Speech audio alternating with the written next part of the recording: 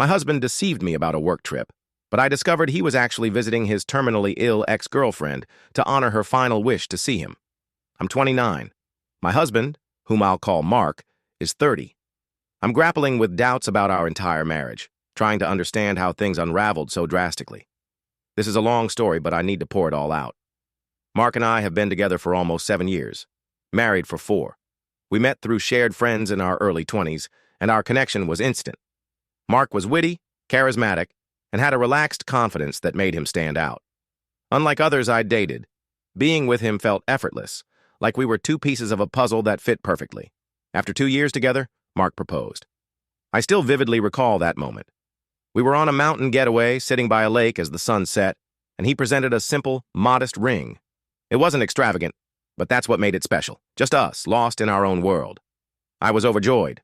A year later, we tied the knot in an intimate ceremony surrounded by close friends and family. It was everything I'd dreamed of.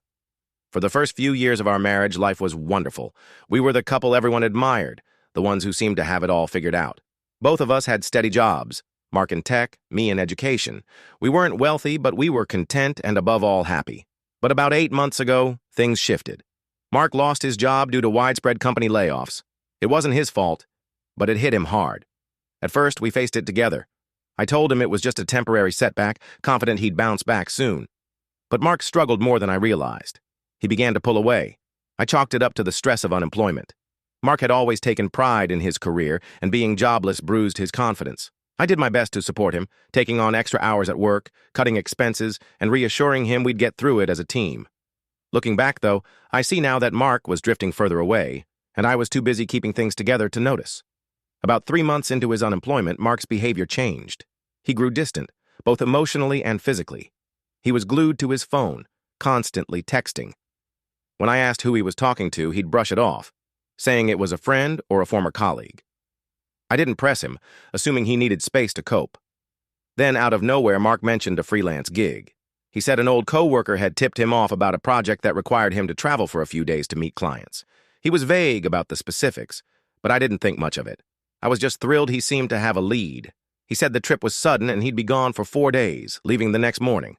I helped him pack, kissed him goodbye, and wished him well, genuinely hopeful that this was a turning point after months of stagnation. The first day of Mark's trip seemed fine. We texted a bit, and he said things were going smoothly, just busy with meetings. But by the second day, something felt wrong. Mark stopped replying to my texts. Hours passed with no response. When I called, it went straight to voicemail. I tried not to panic, telling myself he was probably swamped or his phone had died. By the third day, I was frantic. I hadn't heard from him since the previous afternoon, and my calls kept going unanswered. I bombarded him with texts, asking if he was okay, if he was too busy to talk, anything, but got nothing back. I was terrified something had happened to him. Late that night, Mark finally texted, claiming he'd been tied up in meetings all day and his phone had died. He apologized for the delay, but his message felt off, too polished, like he'd rehearsed an excuse.